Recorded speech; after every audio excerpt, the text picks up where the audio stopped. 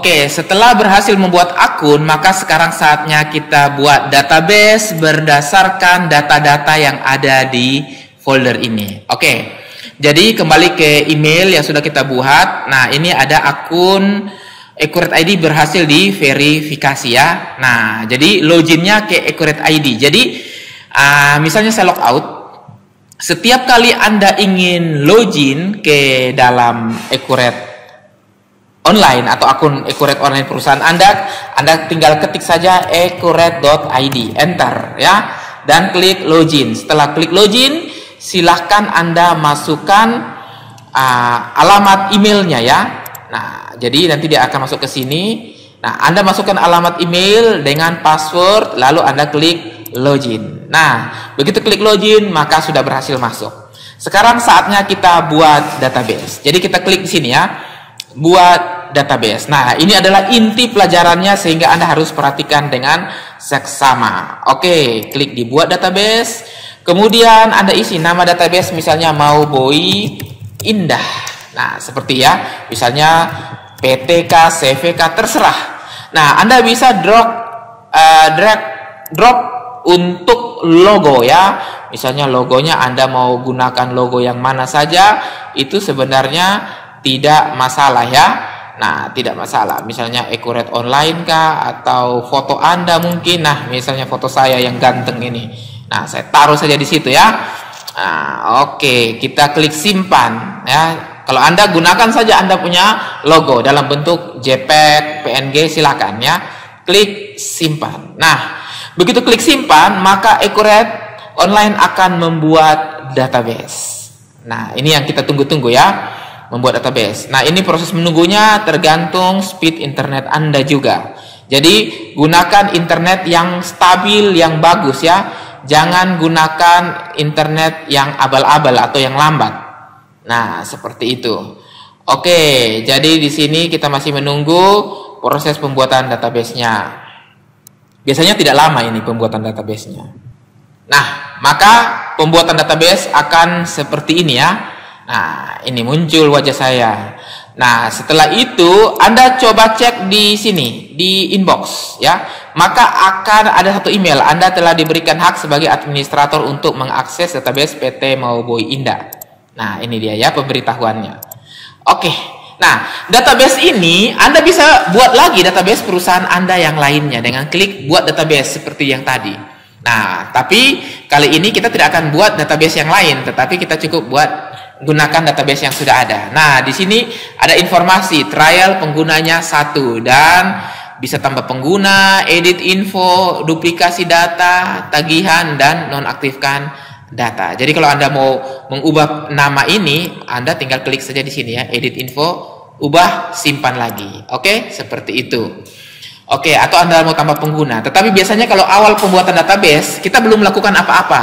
Nah, jadi database ini tidak bisa digunakan. Kita harus mengisi dulu ya. Nah, pertama, klik saja ya, PT Mau Boy Indah ini klik saja di sini. Nah, klik, maka dia akan buat tab yang baru. Jadi, tab yang sebelumnya ini dia tetap terbuka. Yang terbuka adalah tab yang baru. Nah, di tab yang baru inilah Anda akan melakukan mengisi berbagai data-datanya ya, misalnya mulai dari profil perusahaan dan lain-lain Anda akan isikan ya. Nah, ini dia, misalnya nama PT Mau Boy Indah ya. Level distribusinya silakan, misalnya pilih retail ya. Bidang usahanya misalnya belanja atau lain-lain. Nah, Anda sebenarnya tinggal cari saja di sini. Ini daftarnya ada, lengkap. Ya, daftarnya lengkap di sini. Kalau misalnya tidak ada, ya Anda pilih lainnya juga tidak masalah ya. Nah, misalnya saya pilih shopping belanja. Misalnya telepon. Nah, telepon ini saya asal saja ya. Misalnya 021 sekian. Nah, misalnya facsimile 021. Ya, facsimile entah sekarang masih ada atau sudah musnah, saya belum tahu ya. Nah, emailnya silakan Anda masukkan email yang ada di sini atau email yang mana yang Anda ingin gunakan. Nah, di sini ada toko accurateonline@gmail.com. Nah, Anda perlu perhatikan tanggal mulai ini yang penting ya. Jadi kalau mau mulai di tanggal 1 Januari, maka Anda harus gunakan tanggal mulainya adalah 31 Desember 2021. Nah, karena data neraca saldo awal di bulan sebelumnya itu akan menjadi saldo, saya ulangi, data neraca saldo akhir di bulan sebelumnya akan menjadi saldo awal di bulan selanjutnya.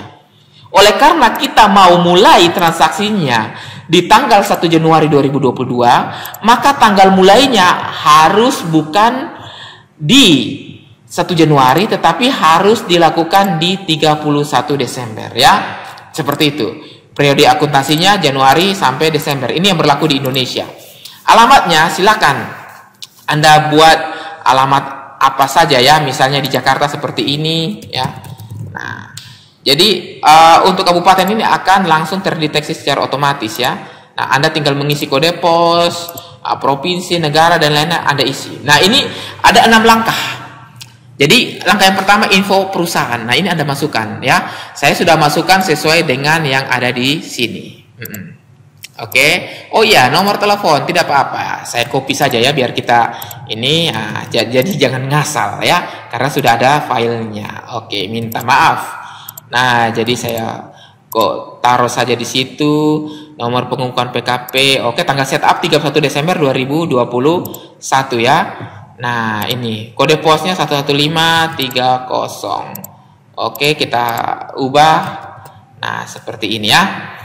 Oke, sudah jadi.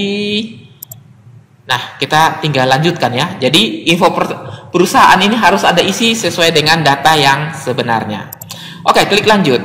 Nah, di sini fitur dasar. Jadi, fitur-fitur dasar ini memiliki fungsinya masing-masing ya. Ada fitur dasar mulai dari nomor 2 sampai nomor 6. Nah, apakah perusahaan Anda memiliki cabang yang berbeda lokasi? Anda jawab iya. Kenapa? Karena di sini kan kita punya cabang, yaitu Surabaya dan cabang Jakarta ya. Nah, jadi kalau kita lihat di sini, saya lihat, nah ini cabang perusahaan ada cabang Jakarta dan Surabaya. Oleh karena itu kita harus jawab iya. Menggunakan mata uang asing? Tidak ya. Kita kosongkan saja. Apakah perusahaan Anda memungut dan membayarkan PPN? Tentu. Nah, oke. Jadi ini untuk pengusaha yang PKP. Kalau Anda yang distributor atau toko yang tidak PKP, tidak urusan dengan PPN, ini jangan diisi. Ya, jangan dicentang. Begitu juga dengan PPh 23. Jika Anda berurusan dengan PPh 23 jasa dan lain-lain, Anda centang ya. Nah, di sini saya centang saja. Saat mengeluarkan uang, pembelian barang dan lain-lain, apakah perlu melalui proses persetujuan? Jadi persetujuan ini misalnya bagian PO, dia membuat PO dan dia harus melakukan persetujuan terhadap atasannya. Nah, atasannya validasi, maka buat seperti ini ya. Atau misalnya buat faktur dan lain-lain. Nah, biasanya memang harus ada persetujuan. Nah, apakah perusahaan Anda mencatat aset perusahaan? Nah, ini adalah aktiva tetap ya, atau fixed asset. Seperti mobil, tanah, AC, kendaraan, dan lain-lain ya. Oke, jadi tergantung. Anda menjawab ini tergantung apakah Anda mau berurusan atau tidak. Nah, di sini saya menggunakan fitur lengkapnya ya. Nah, apakah perusahaan Anda menghitung anggaran, biaya, beban, dan penjualan? Nah, ini untuk budgeting. Jadi ada budget, ada aktual. Nah, itu sebagai perbandingan. Silakan kalau ada. Oke, kita klik lanjut. Sekarang kita masuk ke tahap yang ketiga, yaitu penjualan.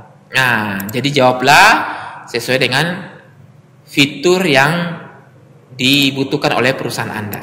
Apakah perusahaan Anda membuatkan surat penawaran? Nah, ini adalah sales quotation. Jadi, pada saat membuat penjualan sebelumnya ditawarkan dulu. Nah, kemudian pada saat penagihan, apakah melalui proses tukar faktur ke pelanggan? Nah, ini tukar faktur ini sesuatu yang tidak asing ya. Jadi, ada modul tukar fakturnya sendiri. Biasanya iya. Nah, kecuali kalau supermarket, minimarket tidak ada tukar faktur karena sudah langsung tunai lunas saat transaksi. Tapi kalau distributor ini ada ya. Oke, apakah barang yang sudah dijual boleh dikembalikan oleh pelanggan dan mengurangi piutangnya? Nah, ini adalah retur penjualan. Nah, berarti boleh. Nah, kemudian apakah perusahaan Anda menghitung membayar komisi salesman? Nah, biasa kalau untuk distributor punya sales, canvassing kemana-mana, dapat komisi fee. Nah, berarti Anda pilih yang ini. Nah, ini untuk konsinyasi. Apakah perusahaan Anda menitipkan barang dijual ke pihak lain? Konsinyasi. Nah, jadi misalnya Anda distributor, Anda konsinyasi ke toko-toko, warung-warung, dan lain-lain. Ya, supermarket, minimarket, silakan. Kalau ada konsinyasinya. Apakah perusahaan Anda mengirimkan barang melalui jasa pengiriman? Nah, jadi misalnya Anda kirim melalui Tiki, JNE, dan lain-lain. Nah, silahkan ya diisi. Ini biasanya ada. Apakah perusahaan Anda memberikan syarat tenggang waktu pelunasan kepada pelanggan? Nah, ini namanya TOP. Jadi ada 30 hari, 7 hari, 14 hari. Nah, seperti itu. Jadi supaya piutangnya itu bisa dihitung jatuh temponya kapan. Nah, oke ya, kita isi. Nah, kita lanjutkan untuk modul pembelian. Nah, di pembelian ini kita akan menjawab ya pembeliannya atau mencentang. Apakah saat pembelian barang membutuhkan surat permintaan? Nah, jadi misalnya begini, sebelum bagian PO melakukan PO, maka bagian PO membutuhkan surat permintaan dari bagian gudang. Nah, jadi bagian gudang bilang, ini barang kurang nih, PO beli dong. Nah, ada suratnya, ada requestnya. Nah, seperti itu. Nah, kalau yang namanya PO biasanya wajib untuk setiap perusahaan ya. Pada saat Anda beli, Anda PO dulu atau purchase order ke pemasok atau pesanan pembelian. Nah, ini dia ya. Dalam proses pembelian barang, apakah proses pengirimannya diproses oleh pemasok lain atau forwarder? Nah, jadi di sini forwarder ini adalah misalnya ekspedisi. Jadi waktu Anda beli, ternyata ada dikenakan biaya ekspedisi. Nah, biaya ekspedisi itu bisa Anda kapitalisasi masuk ke dalam nilai barang untuk menambah HPP barang, atau tidak pun tidak masalah ya. Nah, seperti itu. Ini fungsi yang ketiga. Oke, kita klik lanjut. Ini masuk di persediaan lagi ya. Langkah yang kelima, apakah perusahaan Anda memiliki gudang lebih dari satu? Nah, kita kan punya gudang tadi ada 2 ya. Nah, gudang itu ada di Jakarta dan Surabaya. Nah, berarti kita jawab ya. Nah, apakah barang yang dijual memiliki lebih dari satu satuan jenis barang, misalnya lusin sama dengan 12 pieces, 1 karton sama dengan 12 lusin dan lain-lain? Ya, tentu. Tadi kan di Excel master barang kita sudah bahas ya, ada pieces, ada lusin, ada karton, ada pack dan lain-lain. Jadi wajib ada pilihan seperti ini. Kemudian, apakah perusahaan Anda mencatat nomor seri? Nah, ini. Jadi nomor seri ini berhubungan dengan serial number ya. Sebelumnya kita sudah bahas tentang data Excel yang barang yang ada serial numbernya, expire date-nya. Maka centang saja ya. Nah, apakah perusahaan Anda memiliki kegiatan memproduksi dan merakit barang? Nah, ini proses manufaktur sederhana. Sebenarnya bukan manufaktur juga ya.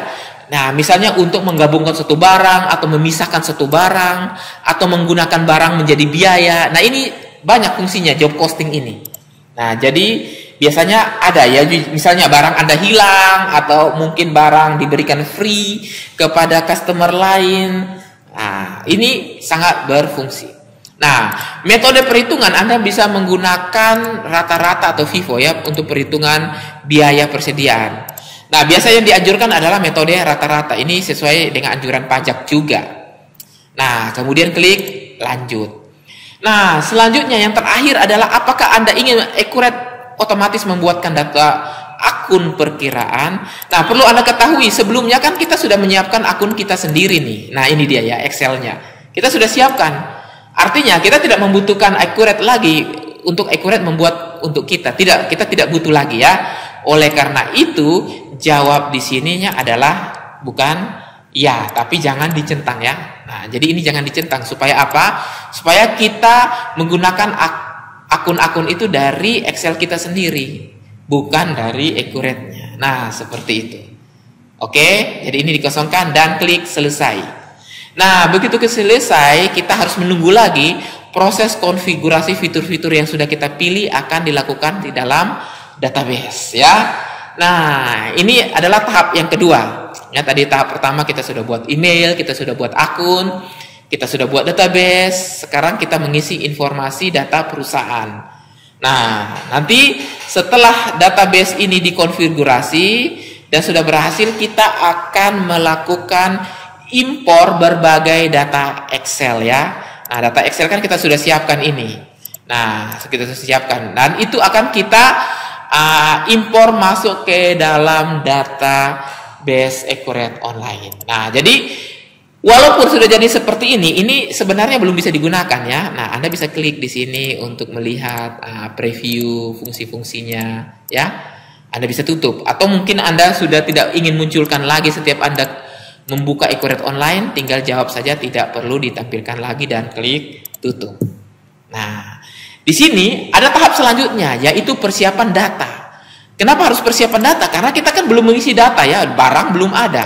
Nah, jadi kalau Anda lihat nih, barang dan jasa masih kosong, pemasok semuanya masih kosong.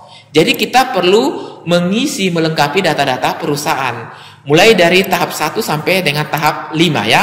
Nah, ini dia. Tapi saya anjurkan jangan melalui tahap ini. Nah, jadi ini Anda tutup saja atau Anda klik saja, kami mengerti. Nah, ya, seperti ini, lalu klik tutup. Jadi tidak usah dilakukan di sini. Nah, ya, jangan dilakukan di sini. Cukup Anda klik centang lalu Anda tutup, ya. Nah, sampai di sini kita sudah berhasil melakukan konfigurasi awal terhadap database. Nah, nanti di materi selanjutnya kita akan belajar bagaimana kita mengimpor berbagai data Excel ini ya, mulai dari akun, pelanggan, pemasok, akses tetap, karyawan, dan seluruh data-data barang ini akan kita masukkan ya. Oke, jadi sampai di sini kita sudah selesai melakukan konfigurasi dan akan dilanjutkan ke tahap selanjutnya.